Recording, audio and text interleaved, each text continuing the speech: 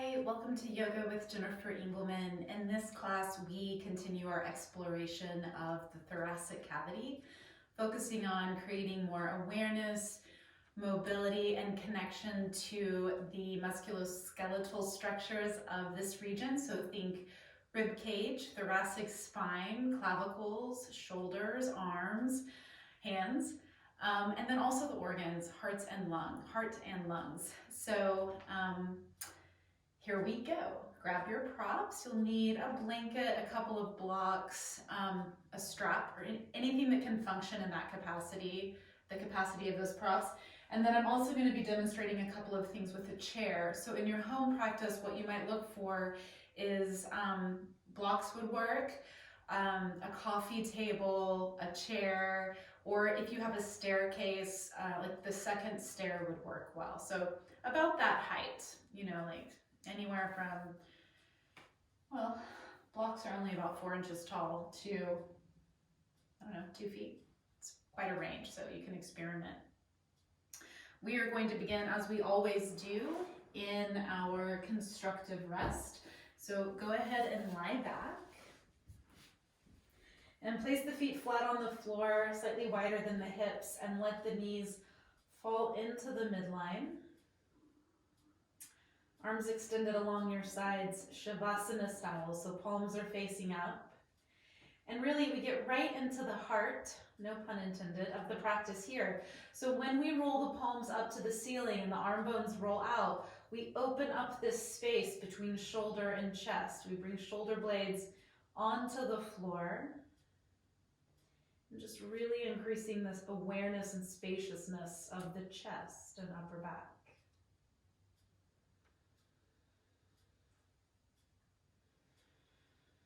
Let your breath be easy and natural.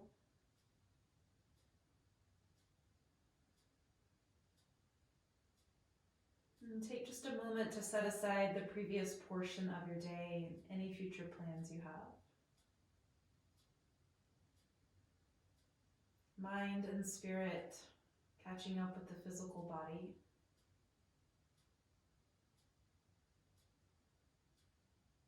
Arriving into your practice space.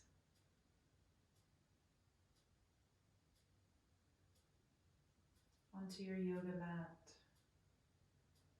Into the present moment.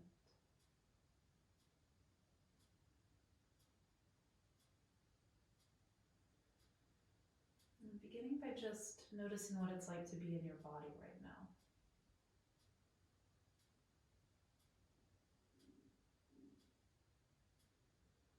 Feeling the weight of the body and the support beneath it. And letting these qualities of weightiness and support work together to bring you into deeper relaxation. In particular, letting go of any unnecessary tension and letting the body be supported.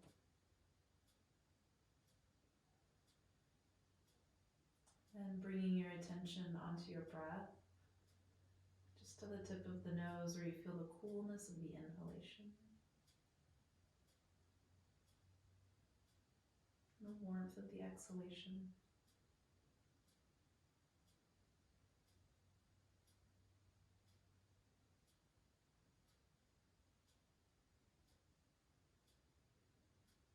With your next inhalation, follow the breath through the nose and into the throat. Now noticing the breath's texture, slight roughness and dryness.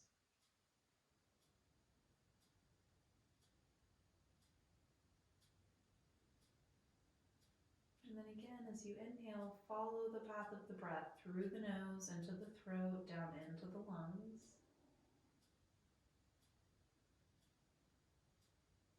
Now noticing how breath and body move together.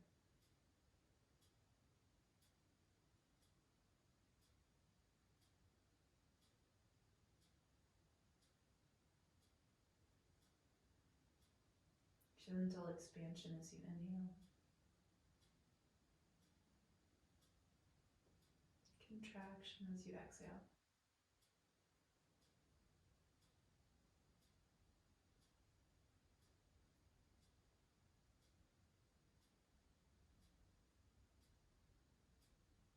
working with this awareness of the breath.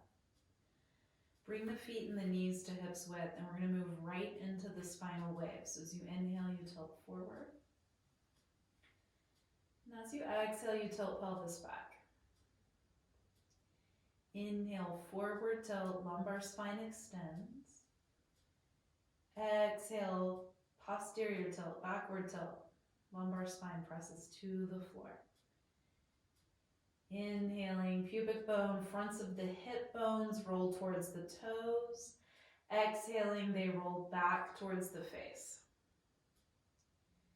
And as we get this pelvic rocking down, so we're feeling really good about just that movement, then we can start to observe the upstream effects. So we've kind of covered the lumbar extension and the flexion. And also begin to notice what happens further up the spine. So around the shoulders, there's some shrugging as you inhale, some depressing as you exhale. Neck lengthens, flexes on the inhalation, extends on the exhalation, and that leads to some head nodding.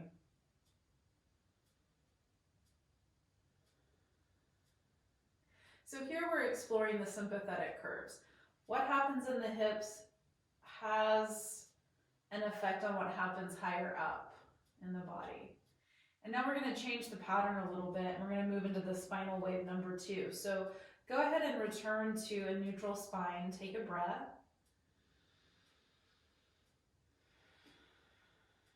And then interlace the hands beneath the head.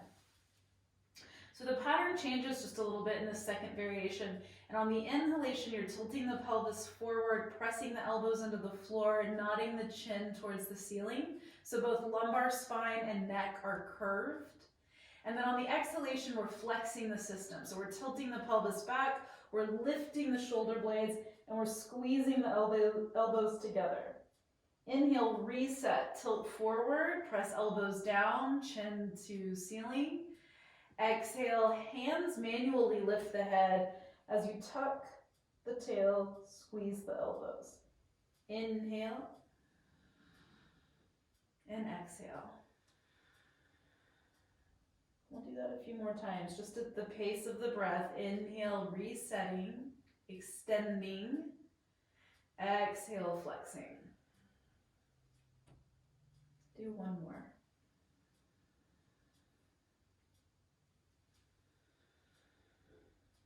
And then return to a neutral spine. To that beginning position, release the hands. Take a breath.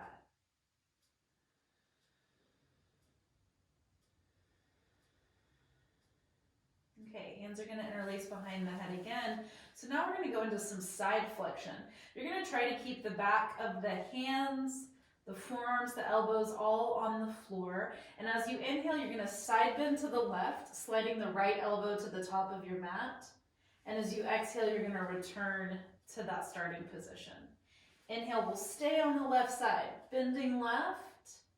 Exhale, we return to center. And just continue moving with your breath. You're never forcing, you're just finding what range of motion is available to you, noticing how that feels, coordinating movement with breath.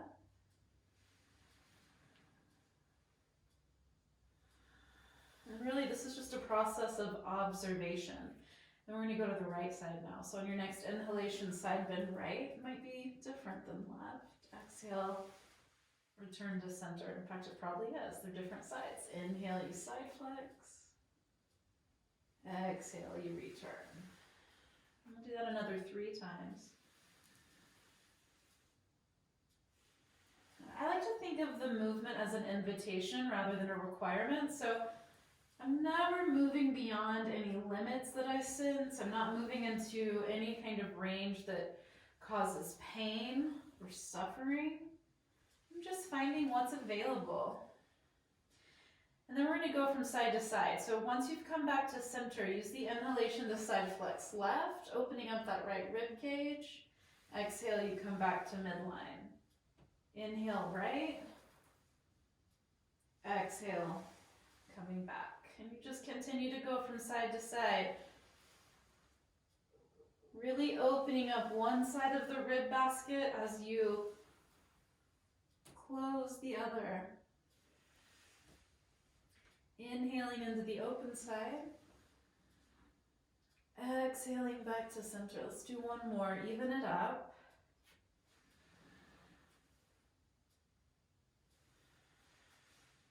And then release the hands. Return to a resting posture. Take one breath.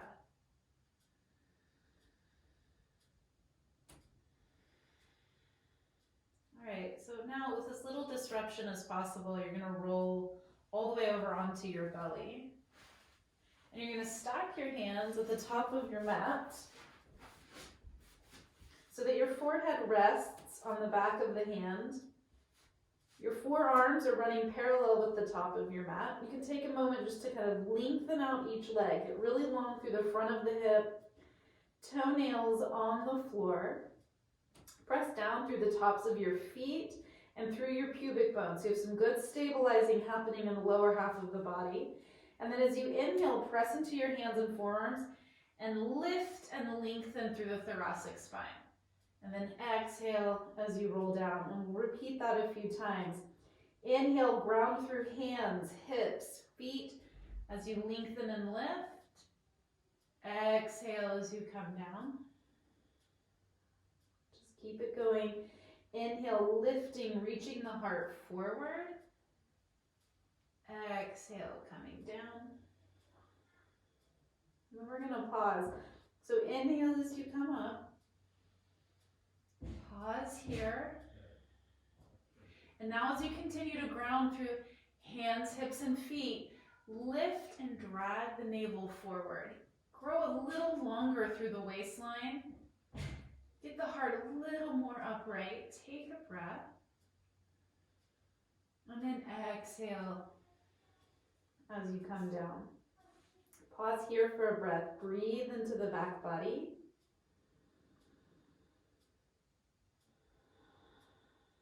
And then just bend your left knee, bringing your heel towards your hip. Continue to press down through the pubic bone. And if it's available to you and you could use a strap around the foot, reach back with your left hand, taking the strap or the foot, and gently guide the heel to the hip. If this causes any knee pain, keep in mind you could just be doing this. You could leave the hand out and just flex the knee a comfortable amount and stay focused on pressing the pelvis forward. We're trying to lengthen through this front line here of hip and quadricep. And then we'll switch sides. So start just by bending the knee and pulling calf and hamstring towards one another, extending the hip. And then if it's appropriate for you, reach back with the right hand and give a little manual assist, guiding heel toward hip. It does not have to touch.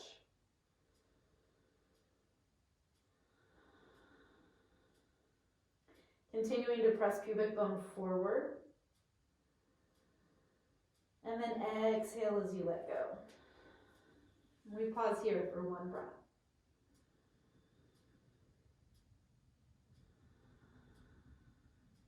So now you're going to roll onto one of your sides. Pull your knees in.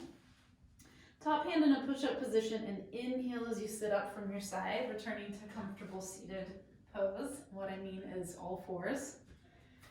And we're just going to warm the hands, wrists, and arms up a little bit. So your hands can be very near your knees. They can also be on a wall, whatever feels best for your wrists.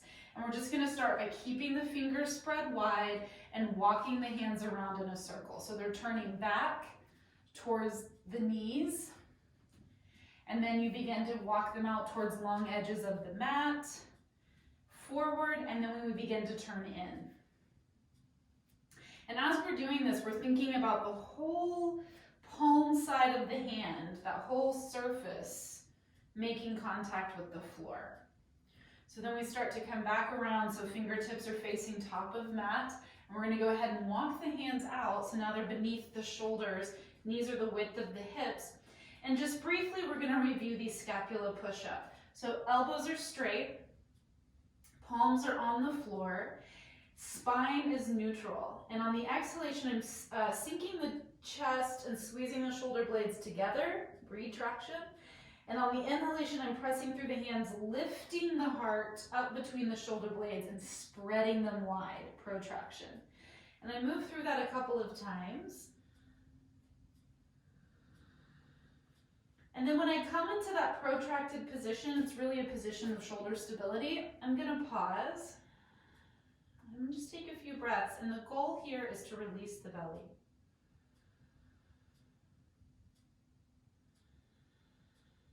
Let the belly drop towards the floor as you inhale. Or maybe what's more possible is to notice a resistance to that. If you're holding the belly in. So just for the next, let's say 3 or 4 breaths, experience that expansion and contraction of breath with as little conscious involvement as possible. So you may have to be consciously thinking about releasing the belly as you inhale. And just allowing the belly to return naturally on the exhalation. But you're not doing anything with the breath. The breath is just in its natural state. You're letting it work mechanically as it's intended to. So one more of this.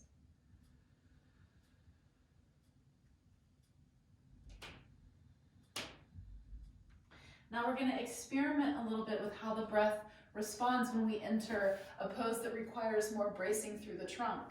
So we're going to begin by just pressing the floor away, feeling those shoulder blades in that broad, stable position. Inhale, let breath expand. Exhale, feel how the breath naturally contracts and returns to center. And then we're going to work with that. So we're going to inhale, expand. And now on your exhalation, turn your toes under and lift your knees and feel how the trunk braces to help hold this pose.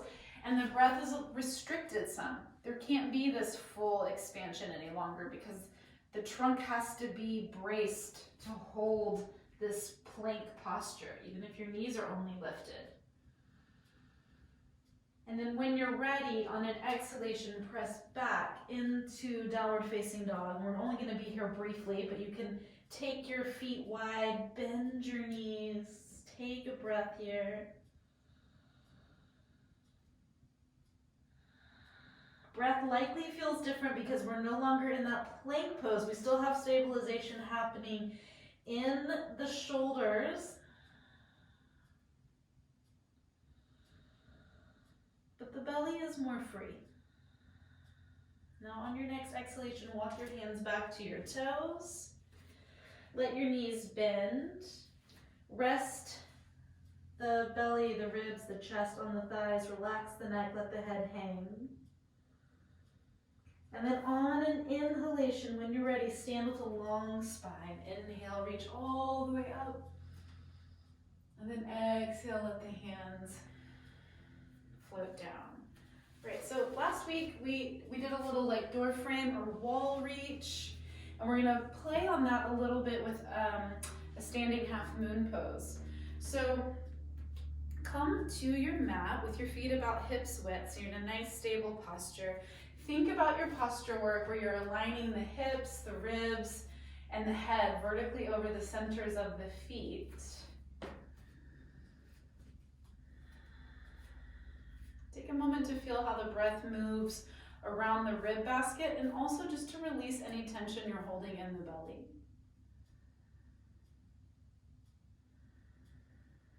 And then as you inhale, float your arms overhead. And as you exhale, you're going to use your left hand to grab your right wrist. You're really going to connect down through the feet. Now imagine you're standing in cement from the waist down. So we're not going to displace the hips in this pose. We're going to stay fixed from hips to feet. And we're just going to think about our wall stretch or our door frame stretch where we inhale and we elongate from the hip to the ribs, from the ribs to the armpit, from the armpit to the elbow to the fingers, and then you can start to side bend. So even getting a little longer, breathing into that right side body.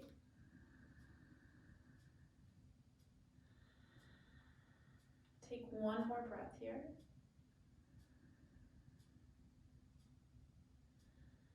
Then inhale as you come up. Exhale, we ground through the feet. Kind of come back to a neutral posture, but arms are overhead. Right hand takes left wrist. Now start your elongation. So you can do this over several breaths. It's not just one inhalation, but you can inhale and you can think from hip to rib. From rib to armpit. Armpit to elbow. To fingertips. And then whenever you're ready, you could start to just even elongate a little bit more with some side bending. Breathing into that left body, left side body.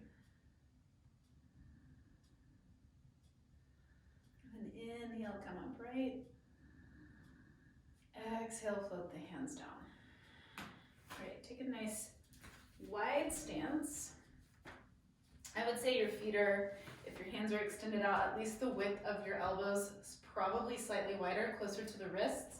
You're gonna open the right foot on the heel, and we're just gonna bring hands to the hips, and we're gonna do a little bit of warm up for knees, hips, hamstrings.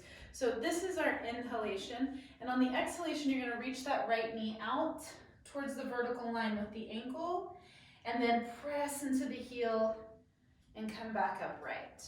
Inhale, reach the knee out. Make sure your kneecap is staying in agreement with your toes. And then exhale, drive into the heel and come upright. And then we'll hold. So we'll inhale, come into our warrior two or our lunge.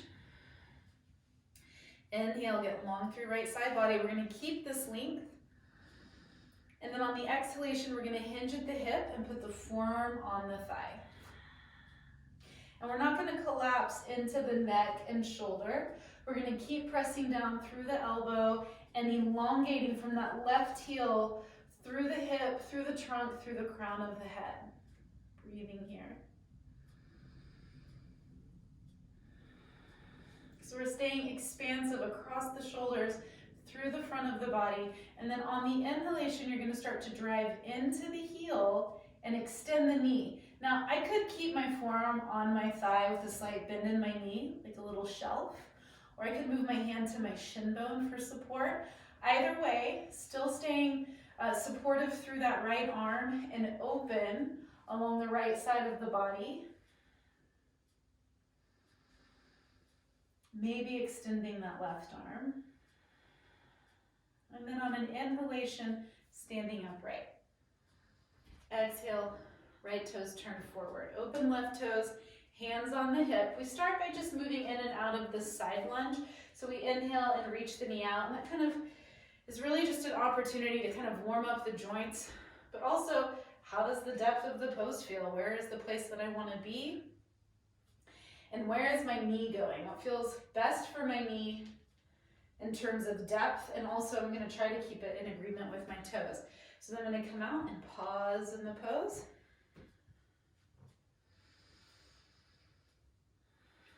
Firm foundation, and from that I inhale and lengthen up.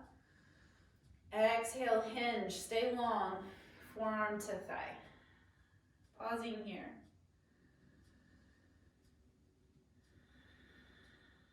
Continuing to use this left arm as a support, and then when I feel ready, beginning to inhale and drive into left heel, moving deeper into this hip, and then just deciding along the way, am I gonna keep a slight bend in the knee so I have this shelf for my forearm, or is my hand gonna move to my shin bone? Of course, it can move to a block. Staying open, because now we're in Trikonasana, triangle pose.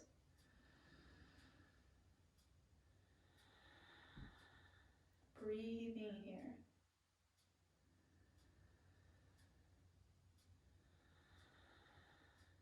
Good, one more breath. Hand could always stay on the hip. Feeling feet firmly attached to the ground, reaching up through that right elbow or hand. Inhale as you come up. Exhale, turn left toes forward and heel, toe, your feet in. All right, let's grab a block. If you don't have a block, you could use a strap. It'll be a little bit different work. With the block, you're gonna be pressing into the short edges. With the strap, you're gonna be pulling out. So whatever you have available to you. And we're just gonna come to the front of the mat with the feet hips width. And we're gonna take a straight step back with the left foot. So previously what we've done was we've had a strap that we put around that left heel. We really worked the arms down. But today you're just gonna imagine you have that strap there and you're gonna drive that heel back into the strap. You could even have your heel against a wall if you wanted to create that sensation. So you have something to really engage this leg with. Knee as straight as possible, heel is in the air. If you need to, for balance reasons or comfort reasons, put the heel on the ground. Continue to think about pressing back into a wall or into the back edge of that heel and keep the knee straight. We're trying to lengthen through the front of the hip, just as we would in a back bend. And then we'll take our block or our strap and we'll bring the arms overhead. Now the advantage to using a strap in this pose is you can take the hands as wide as you need to keep the face, neck, and breath free. If you're using a block, it's gonna bring you into a little narrower position probably, unless you have a big wide block. And you're just gonna press those hands into the block, reaching up, little finger edges gripping the edge of the block, taking another breath. And bring hands down, lean forward, and step back foot forward. And we'll switch sides. So stepping back with the right foot,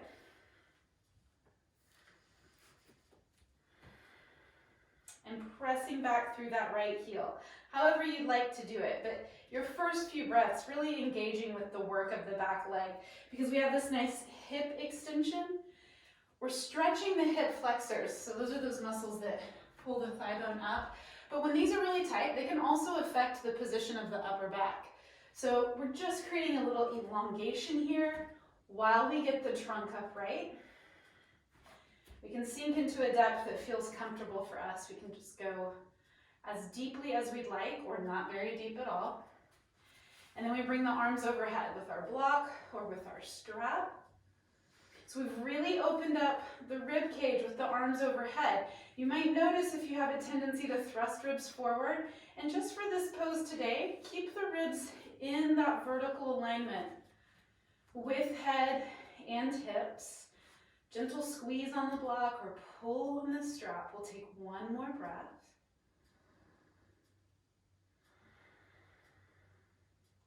And then hands come down, lean forward, and step forward. Now we are going to use a strap or something to function like a strap. And we're going to either lace the wrists through the loop or just hold the strap at shoulders width. Right foot's going to be in front. Stepping back with the left foot. Now the toes are opened about 30 degrees or so, and the heel is on the floor. We're going to inhale, retract the shoulders, elbows are straight, and on the exhalation we're folding forward over the right leg. Maybe the knee needs to bend a little bit. And we take several breaths here.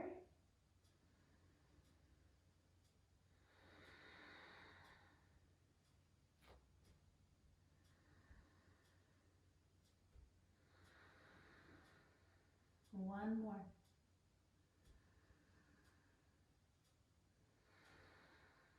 Inhale, stand up. Exhale, step your left foot forward. If you don't have a strap, or if that's just a little too much, hands could just be on the hips. Right foot steps back. You can still guide the elbows behind you and open up the chest space, retracting the shoulders. Inhale, long spine.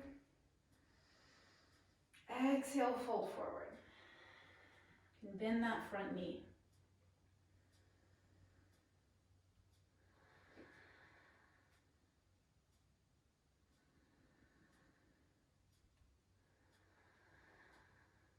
One more.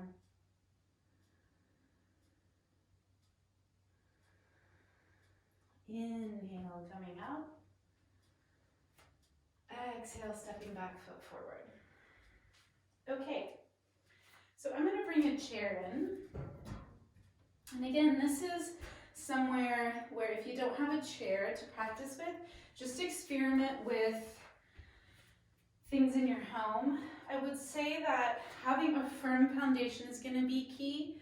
So like a pillow wouldn't be a great option, or a stack of bolsters or blankets wouldn't be a great option, because you do want to have something to press down into.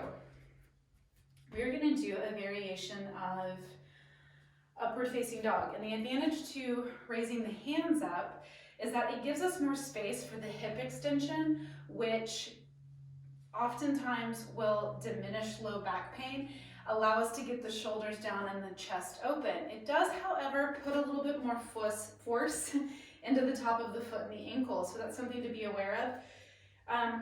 I'll give you the option of pointing the toes or staying on the pads of the toes, but just move slowly and be open to experimentation, so changing something if it's not working for you.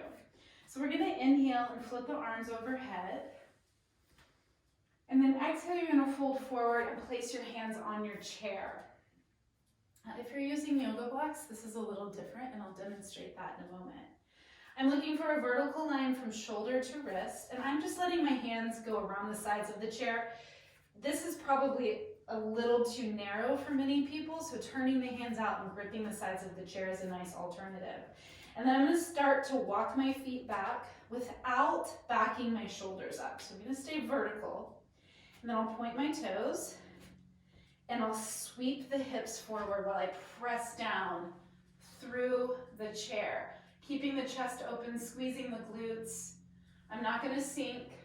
I've created all this space beneath me so I don't have to sink. I can press. And then when I'm ready to come out, I turn the toes under, and I back the hips up, and I have a nice little downward facing dog. And I can take the feet wide and bend the knees. Reaching the hips back. And then I can try my upward dog again, coming forward into what is essentially a plank. So I have that vertical line, point the toes, and bring the hips forward as I press down through the hands. And I can exhale into downward dog. Now, if you're working with something like a stair or blocks, you're going to be much lower than a chair.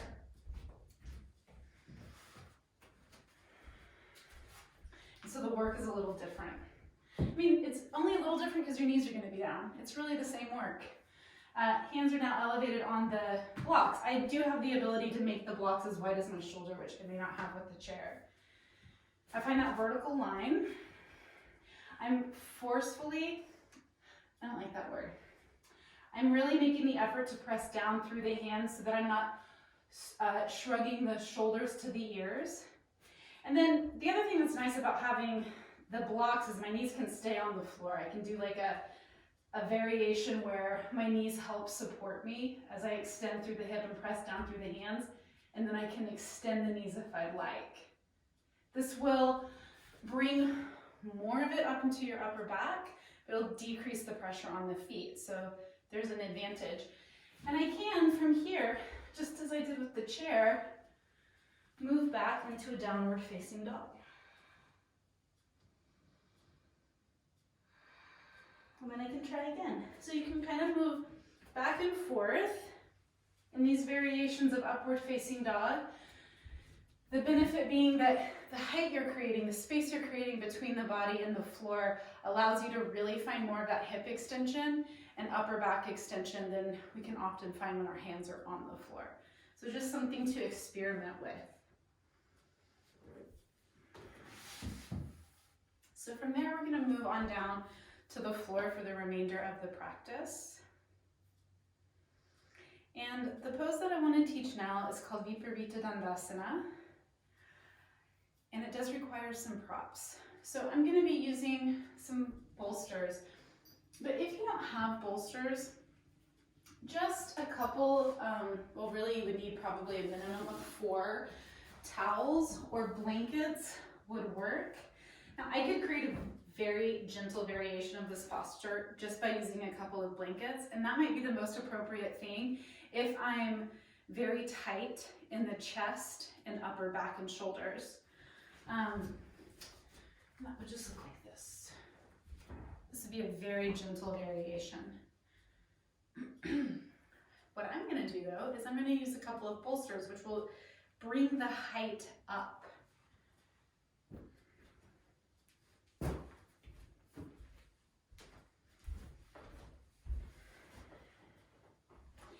And I love this pose for the supported passive qualities it gives a back bend. It's really nice for creating some extension through the hips and the spine, and then just allowing you to rest in the pose. So in your home practice, if you were going to just do this pose, ideally you would be spending several minutes there. So I have these couple of bolsters. I'm also going to place a blanket here at the top of the mat where my head is going to rest. And I'm going to use a strap.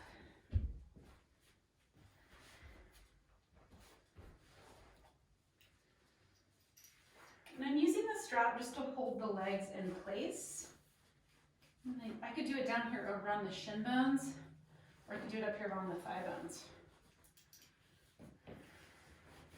I like both. If you don't have a strap with a belt, a buckle, then just tie it in a knot. Okay, so then once I'm up on my surface here, I'm going to use my arms to slowly lower myself down.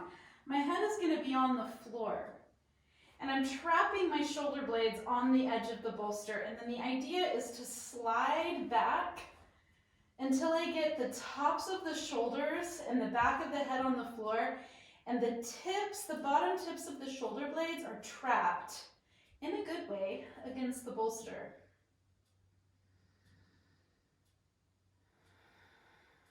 And then I breathe, you breathe.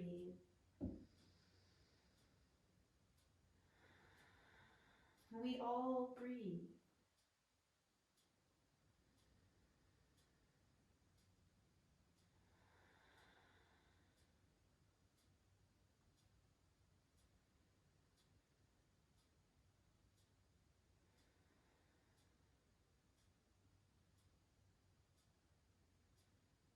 And so just notice the places in your body that are supported.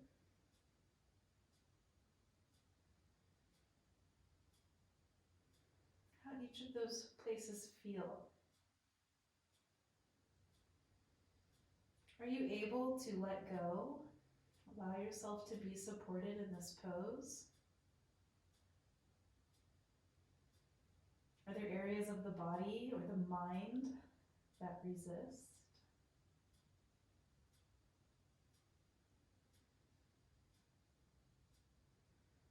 Notice what your breath is like.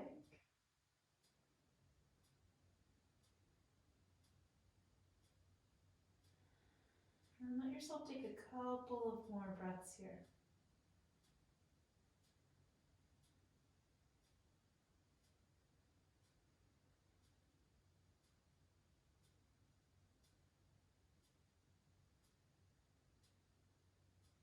Now let the exit be intentional and progressive. So no sudden movements, no sitting up quickly. You're definitely not going to sit up from here. You're going to start by just bending the knees. Now, if you're using a yoga belt, you're going to be able to easily just release the tension on that belt. If you've tied a knot, it's going to require a little more mental involvement. And then you're going to roll off to one of your sides. So you're going to step your feet down and slowly find that floor and rest. And then when you've had a few breaths to feel grounded, top hand in a push-up position, top leg extends, and inhale as you sit up. All right, so you're gonna clear your space.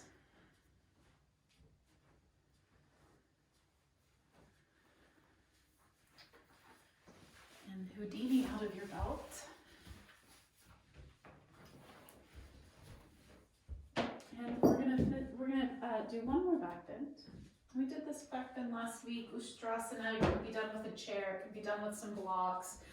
One way I really like to do this is just to place some support along the back of the legs. So a bolster is ideal for this. If you don't have a bolster, I've also done this in the past with the hands on the seat of the chair, which is a really nice alternative. This will take you into a little more depth of the pose. Just as we did in our back bend at the beginning of class, belly down back bend, push the hips forward and zip the pose up the front of the body. So I'm going to start by stabilizing, pressing the hips forward. I draw the pubic bone forward and up, the navel, the breastbone. And then I've got my bolster back here for my fingertips. They also are giving me some forward, upward support. I can be looking up, straight ahead. I'll take a few breaths.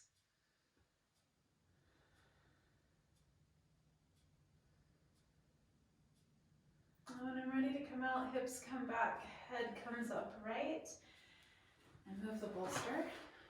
Can come right here and be part of my child's pose.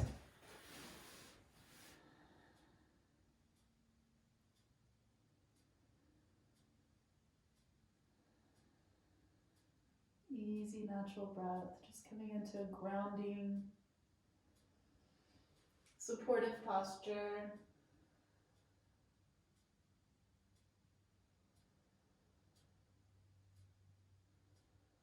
And then slowly sitting up. All right, so to close down our practice, we're going to move into our final relaxation posture. And I would like to encourage you to look for something in your home where you can elevate your feet and legs a little bit. So a coffee table, the seat of a couch is great. I'm going to show this with the chair. If you don't have anything that you can easily access to put your feet up, then just maybe rolling up a blanket or something that you can put beneath your thigh bones. So I have a couple of options. I have a bolster, but I'm also going to put a blanket beneath my head. I'm going to put my feet up in this chair. Now, if you have a couch, you have a soft spot for your legs. If you're using something hard like a folding metal chair, then you might put a blanket in it.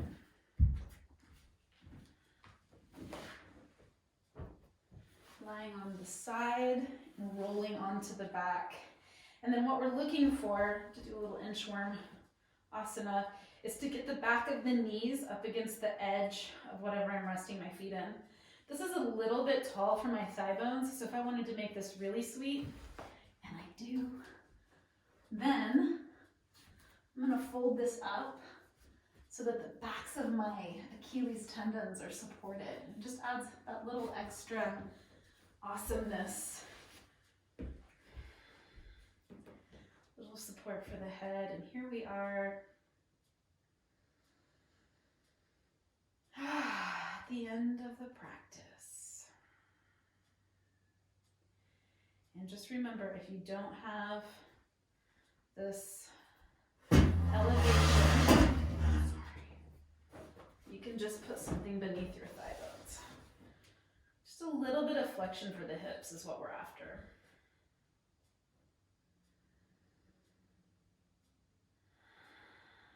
So now just let yourself arrive in this relaxation posture. Set aside the previous portion of your day, any future plans you have.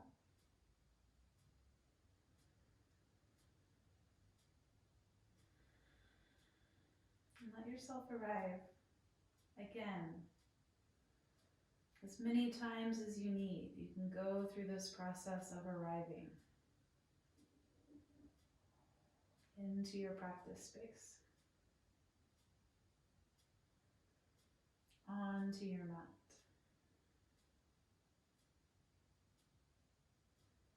Into your body, the present moment.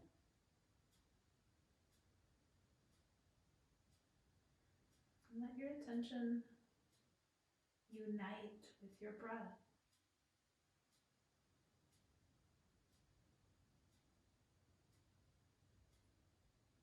Just feeling the breath's temperature as it travels through the nasal passages.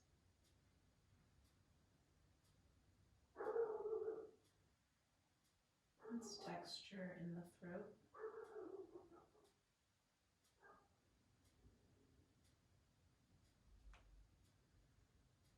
Noticing how breath and body move together.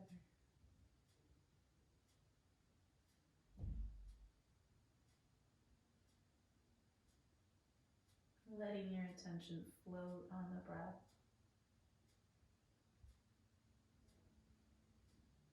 Just with its ebb and flow.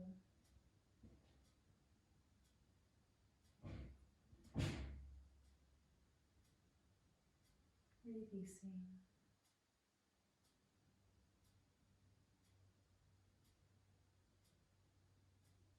Relaxing.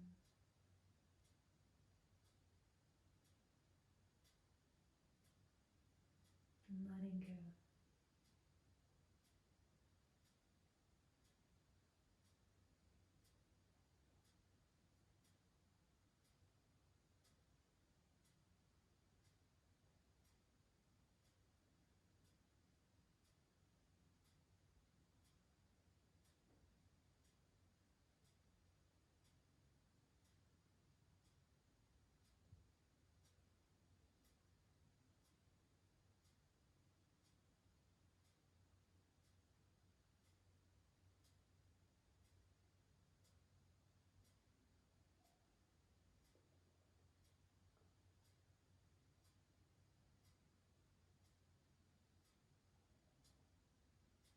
Stay here as long as you'd like.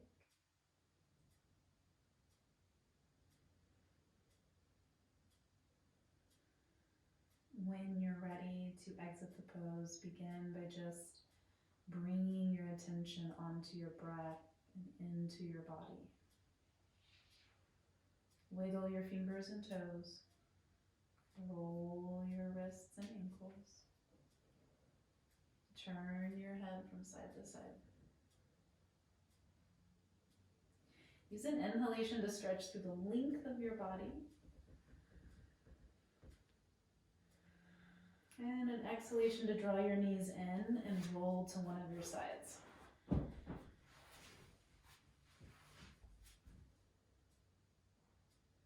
Then when you're ready, with an inhalation, sit from your side.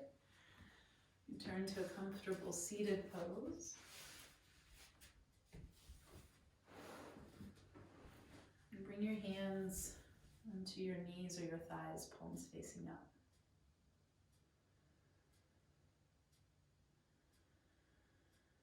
Inhale here. And exhale as you close the hands to prayer. Thumbs resting on your breastbone, connecting with your heartbeat.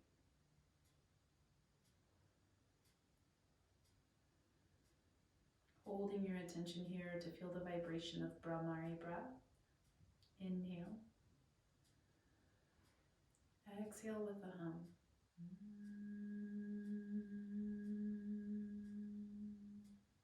Twice more.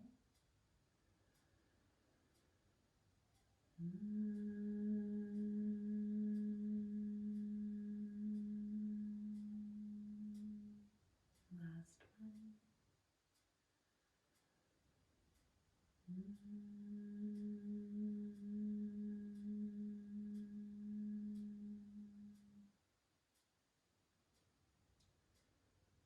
Small bow of the head to the hands. Thank you so much for practicing with me. I look forward to practicing with you again.